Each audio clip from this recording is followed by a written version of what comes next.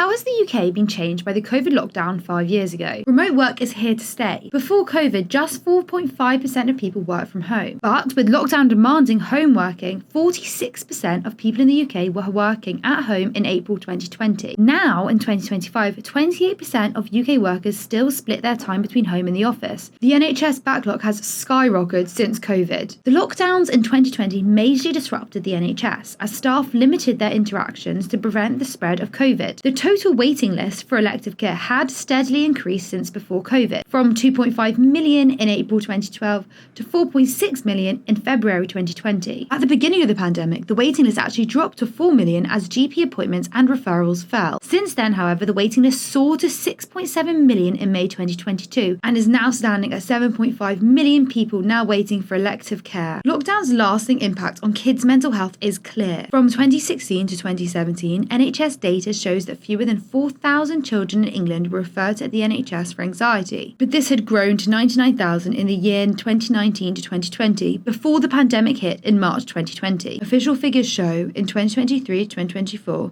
there were 204,526 new referrals of patients aged 17 and under where the primary cause was anxiety. That's 560 referrals a day. UK schooling has continued to be disrupted by the lockdowns. The percentage of Year 2 pupils meeting literacy and numeracy benchmarks dropped from 65% in 2018 to 2019 to 59% in 2021 to 2022. This has now slightly risen to 61% in 2023 to 2024. And it's not just kids who were in school during the lockdowns that are impacted. Children who were born during the pandemic are now starting schools with serious challenges. Teachers report delays in language development, toilet training, social skills, and even basic cognitive function. Online shopping is now part of everyday life. Back in 2019, internet sales made up about 20% of all retail sales in the UK. But then, when the pandemic hit and stores closed, people turned to the internet even more, and by February 2021, online sales hit a record high, making up 37% of total retail sales in the UK. Since then, it has slightly dropped, but online sales are still much higher than they were before the pandemic. In 2024, online shopping still accounted for 30% of all UK retail sales. It's been 5 years since lockdown began on the 23rd of March 2020. What's been the biggest change since the pandemic for you?